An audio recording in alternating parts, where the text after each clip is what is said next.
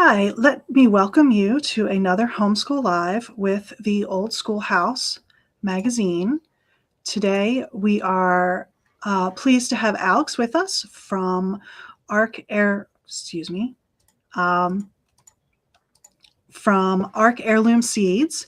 And ARK Heirloom Seeds has been a family-run business from a 40-acre farm in northern Michigan for the last 16 years. The passion to grow, harvest, and save heirloom seeds from over 70 varieties of veggies, fruits, and herbs is alive and well. Their desire is to teach and equip families and communities around the world. And before we hear more from Alex about ARK Heirloom Seeds specifically, we're going to spend some time talking about homeschooling first. So, Alex, welcome. We're very happy to have you here today with us. Thank you for having me. So first, why don't we talk about what you see as some of the biggest challenges that homeschooling families face today? Yeah, I can share for a few minutes on that. We have, my husband and I have been married 16 years, and we have 4 kids, ages 8 through 16. And we have actually done almost every option there is possible with our kids, between homeschooling and doing a co-op, sending them to a private school and to public school. We've tried a lot of different options. But I would say a couple of the challenges that come to my mind in our experience with homeschooling. First that comes to mind is the multiple hats that you wear. So when it's time to be, you have the mom hat on, and now it's the teacher hat, and especially with multiple kids at different ages. So you're trying to, teach your 10 and 12-year-old while you're also changing diapers and making everybody lunch and trying to stay on task of the consistency of the curriculum, and that whatever curriculum, that we were doing. So I think probably a lot of you can relate if you have multiple kids with that scenario. And, in some ways it was we've been successful with it. In other ways it's been a challenge. But I think that would be one challenge that I would say I was navigating through. And another one, just always in the back of your mind thinking, is this, second guessing yourself, is this the best decision? I want to have my kids with me. I want to know what they're learning. I want to have an idea of what, who they're around and how they're being influenced. At the same time thinking, if we're playing with our neighbor kids next door, and my 7-year-old and their 7-year-old are playing together, and the 7-year-old next door has been reading for 3 years and my 7-year-old is still learning. So I just, this was a few years back, going through those different scenarios in your head, thinking, is my kid now behind because we do it differently, or is this going to hinder them some way when they're adults? And so I think those would be some of the challenges that I'm sure a lot of you think and go through as well. Yeah, no, I definitely, I can see that. I'm fortunate that 2 of my 3 children are very close in age, so we can do a lot of the homeschooling together. But when we were homeschooling our oldest, he was in high school. So, little ones in a high schooler can't really sit around the table and do their math together. Yeah.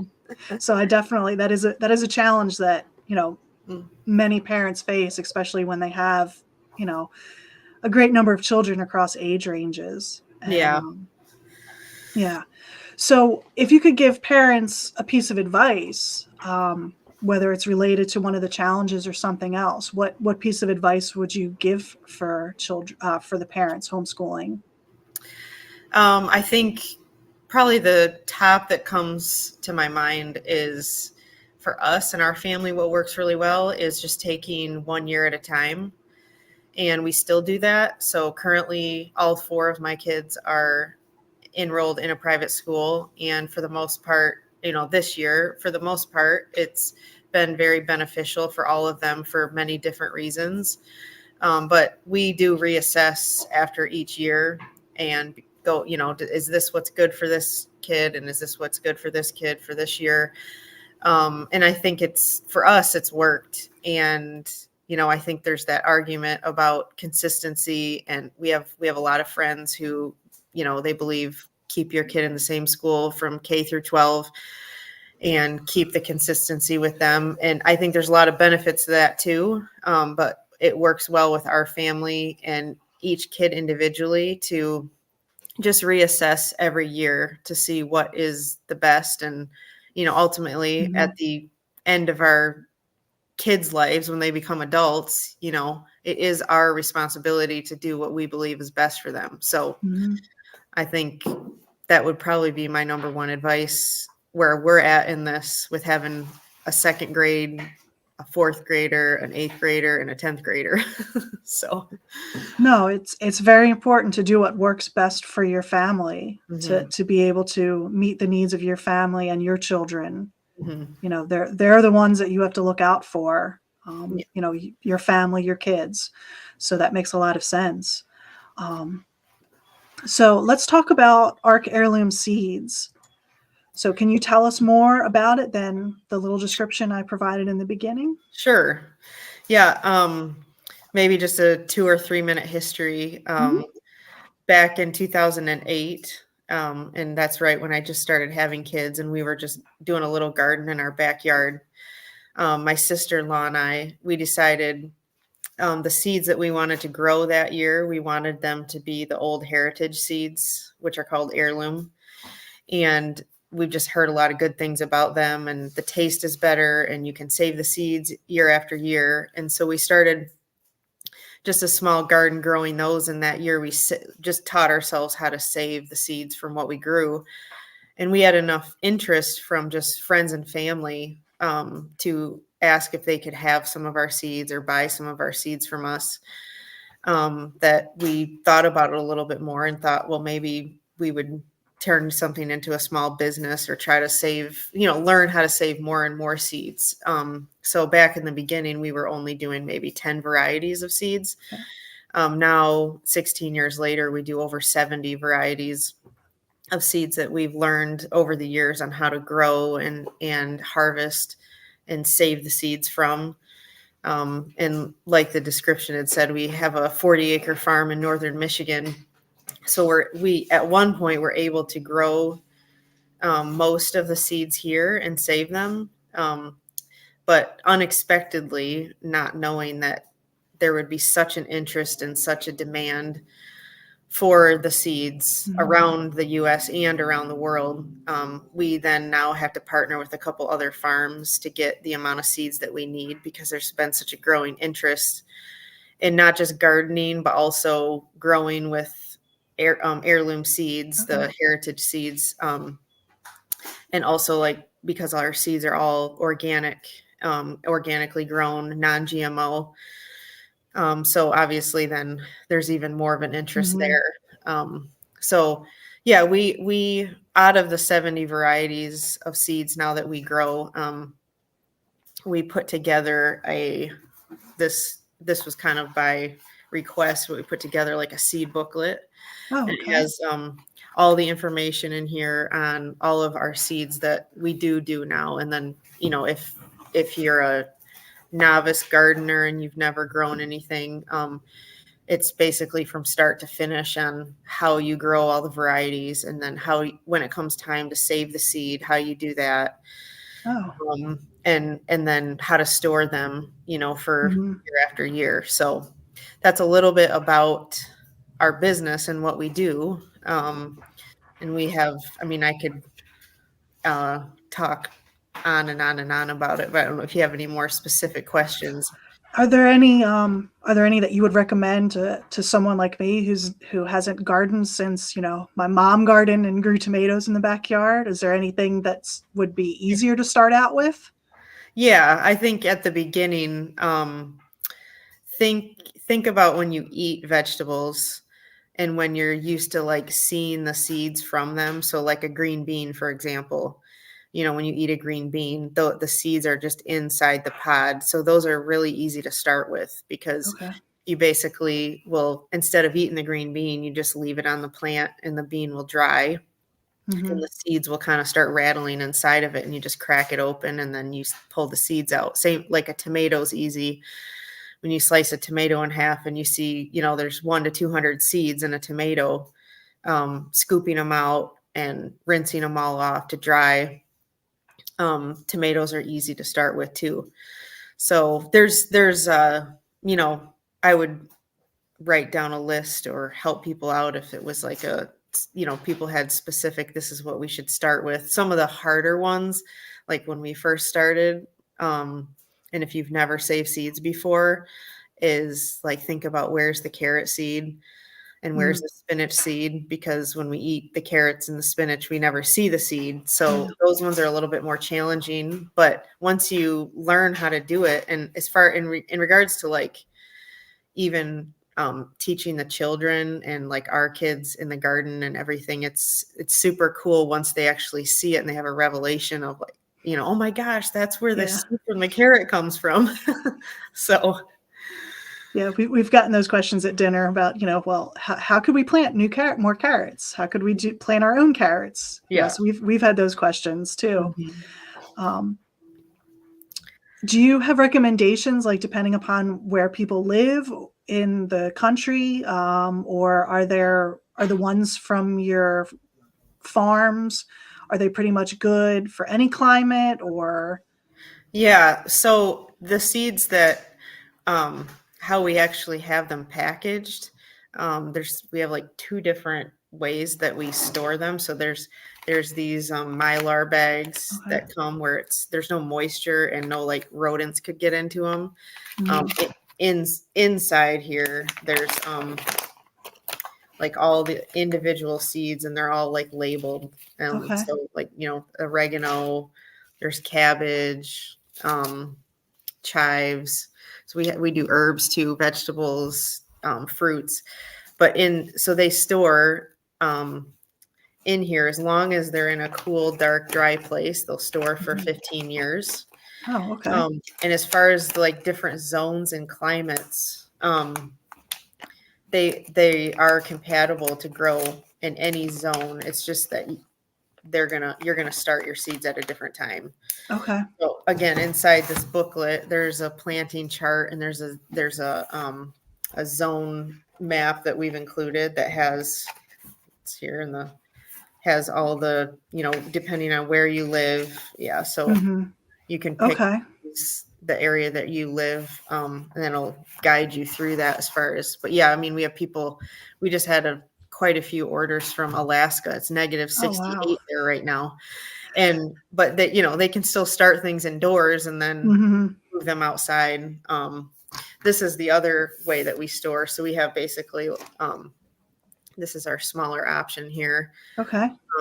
This is our smaller option this has 30 varieties in it.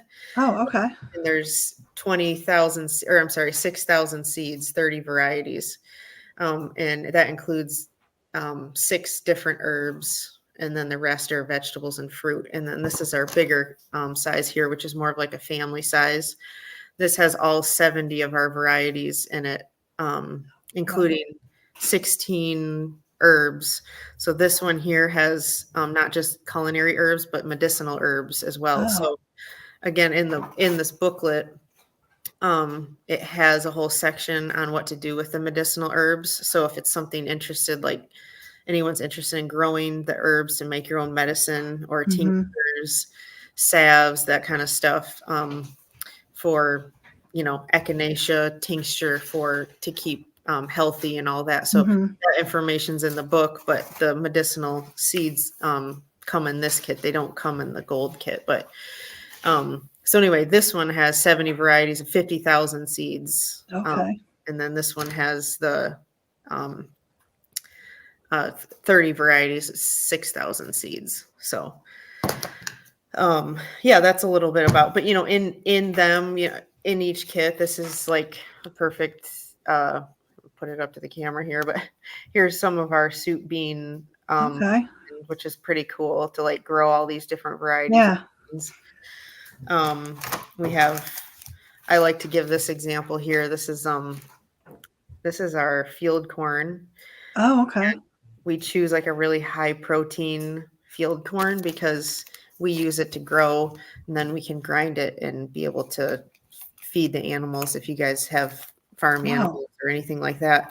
But one really cool visual that I like to show with people is there's 300, or I'm sorry, the 1 year, about, I don't know, 5 or 6 years ago, we planted 300 corn seeds of the field corn.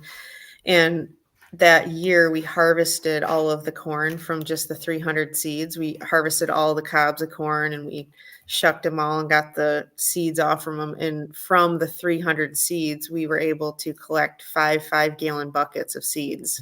Wow. So it grew exponentially from 1 year to the next. So then, it was cool for the kids to see too, because this is then you can take to grind to make, food for your chickens or your cows, or, and then they can see what kind of work goes into actually, Yeah.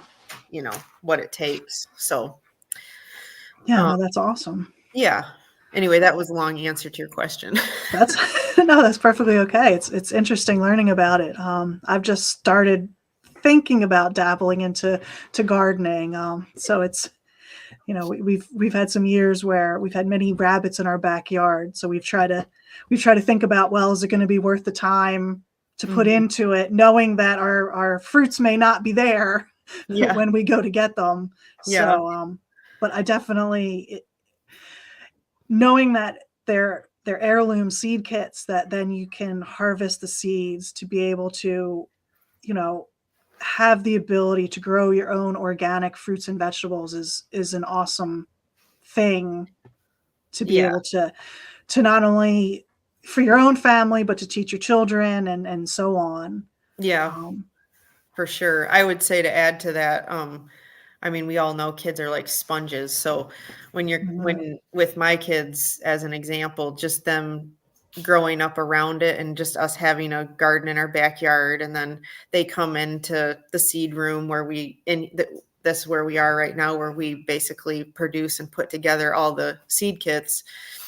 They come down and help. And, even my 8-year-old, I could point out any of the seeds to you and she could tell me what they are, because they just absorb it so much, seeing what the seeds look like, how to grow them. And I mean, there's a lot that they don't know, but they learn it so quick. And so for them to grow up knowing those questions, like, where's the spinach seed and where's the carrot seed, where's the broccoli seed, and of all the, having them pick their favorite vegetable, if you're just starting out gardening, sometimes I have my kids grow their own little section of the garden and they're in charge of it. And it's like, well, just pick, have them plant the seeds that they like to eat, because then they get involved and they think it's cool. If it's all carrots and tomatoes, then fine. They're going to take care of it. Yeah. And that way, maybe you have a little variety of different things if they're all growing different vegetables, Yeah, our children have a variety. Our youngest is willing to try anything, but our middle son, definitely carrots are his favorite, and he'd be willing to stick to that veggie forever. Yeah. So we know he'd always be growing carrots. Yeah. You've already talked about this a little bit, but is there any other ways that like ARK Heirloom Seeds can help homeschooling families?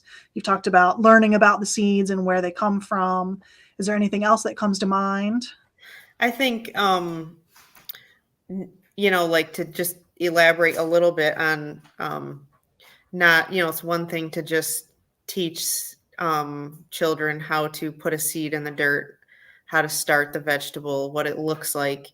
But I think our real passion here is just taking it that step further, because these are the heritage seeds, and really teaching the kids that these seeds have been saved for hundreds of years.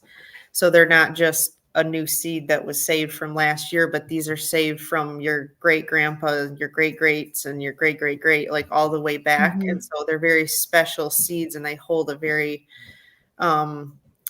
like specific flavor, way more than when you're used to getting a tomato at the grocery store. Like, the flavor on everything is just on another level that we're not used to. And so I think, teaching the kids about the importance of them being heirloom and heritage, but because of that, then taking it to the next step of whether us as adults know how to or not, but learning and then teaching the kids how to then save the seeds.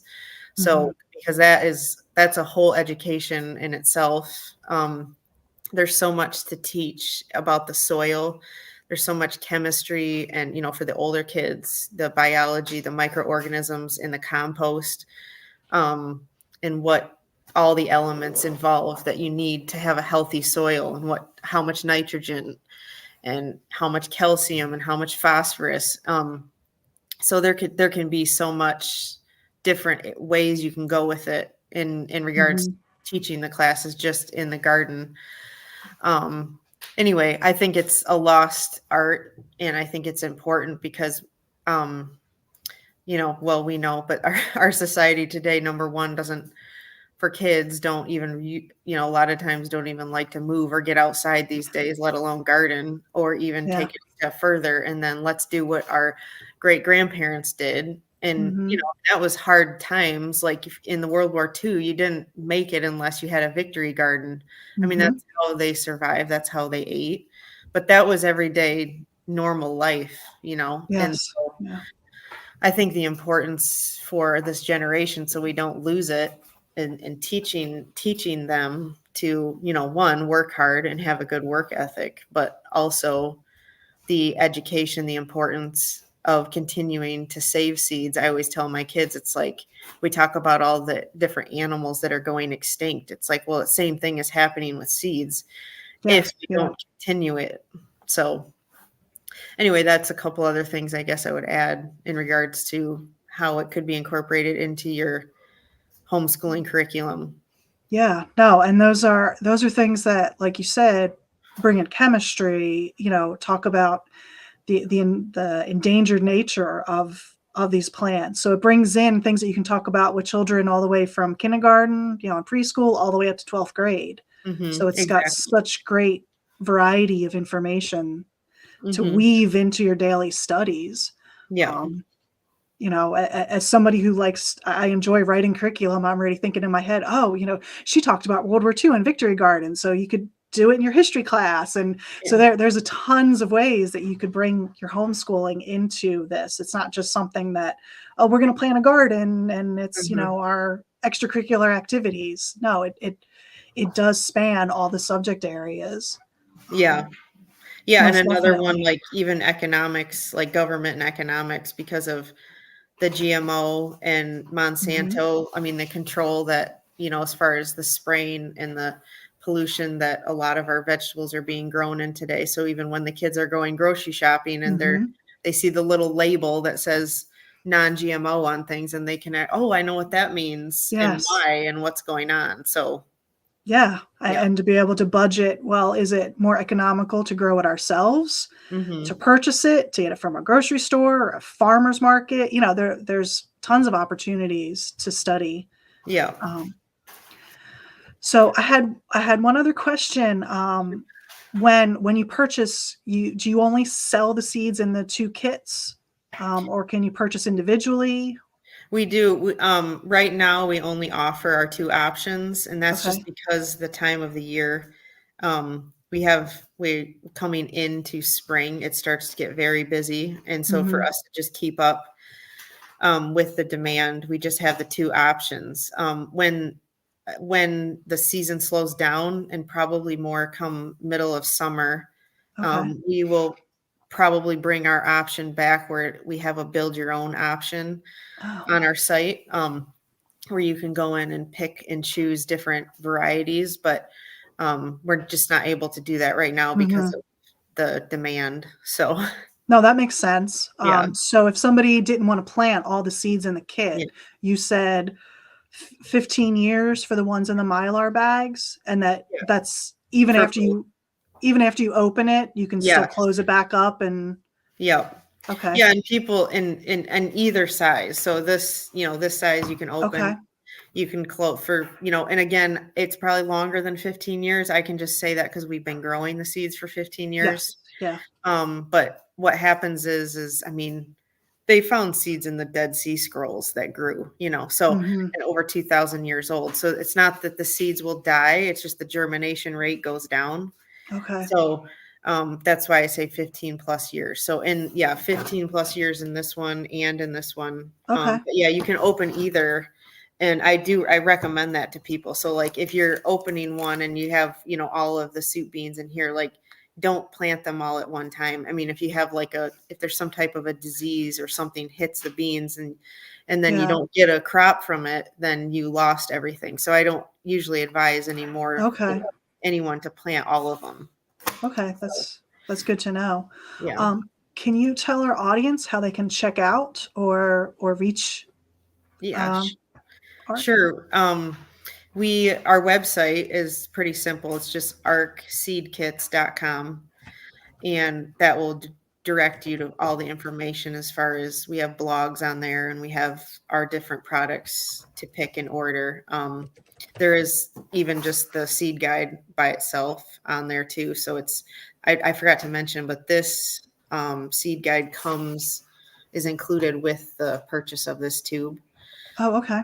But it comes, it's $10 separate. It doesn't come with this size, but this is Okay. $10 by itself. So anyway, that's arkseedkits.com. And on there it has our email, and you guys are welcome. If you have any questions, you can reach out to us too. Okay. I put that into the comments so that way people can click on it.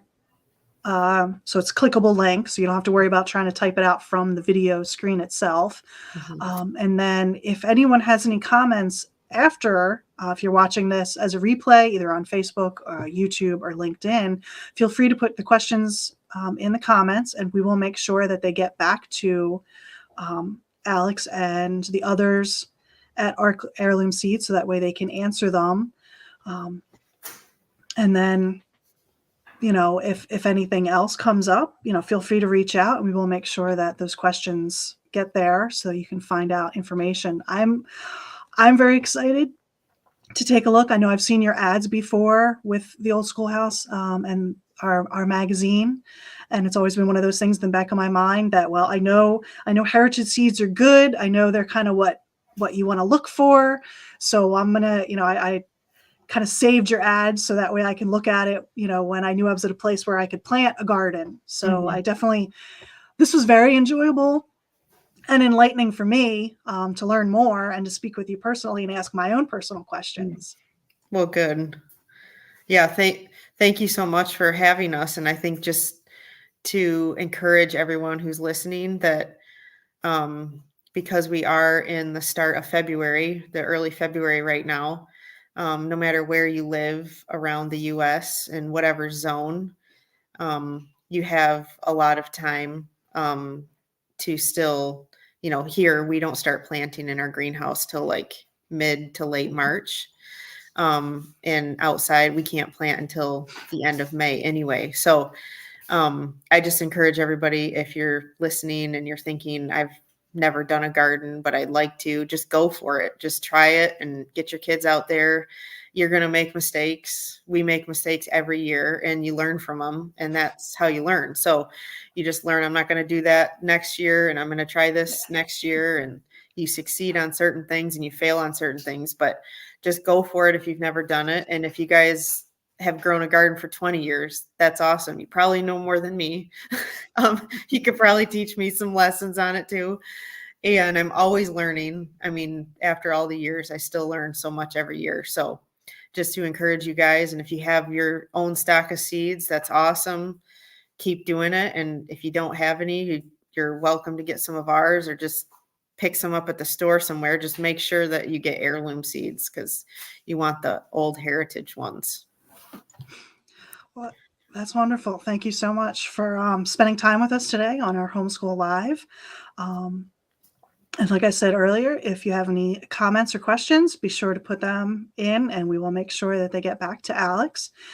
Do you have any other last words to share with our audience? Happy planting. That's great. Thank you so much. I hope everyone else has a wonderful day, and we'll see you again on our next Homeschool Live.